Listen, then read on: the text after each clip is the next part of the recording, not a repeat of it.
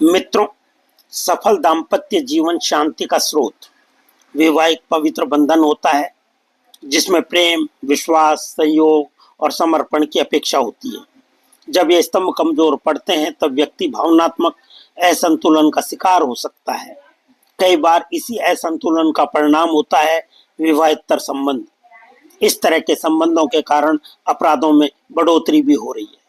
जब जीवन साथी के बीच संवाद की कमी हो जाती है तो वह अकेलापन धीरे धीरे अवसाद या चिंता का रूप भी ले सकता है। व्यक्ति को यदि लगातार आलोचना, तुलना या अस्वीकार का सामना करना पड़े तो उसका आत्मसम्मान कमजोर होने लगता है। ऐसे में कोई ऐसा व्यक्ति जो उसे स्वीकारता है, उसकी सराहना करता है, वह आकर्षण का केंद्र बन सकता है। बचपन के आघात, पूर्व रिश्तों की कड़वी यादें या असुरक्षा की भावना भी व्यक्ति को अस्थिर बना देती हैं। और साथ ही कैरियर, घर परिवार की अपेक्षाओं से यदि व्यक्ति मानसिक रूप से टूटने लगता है तो वह दूसरे विकल्पों की ओर आकर्षित होता है। जीवन के कुछ दौर ऐसे होते हैं जब व्यक्ति के विवाहेतर संबंधों में उलझने की आशंका रहती है।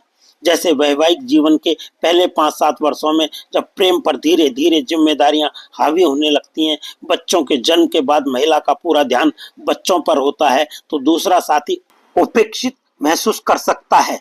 35 से 45 वर्ष की उम्र में जब व्यक्ति अपने जीवन की उपलब्धियों और अधूरे सपनों पर विचार करता है और कुछ नया या खोया हुआ समय पाने की चाह में इस तरह की गतिविधियों में उलझ जाता है। जब रिश्तों में विवादों का समाधान नहीं होता तब भी खतरा बना रहता है।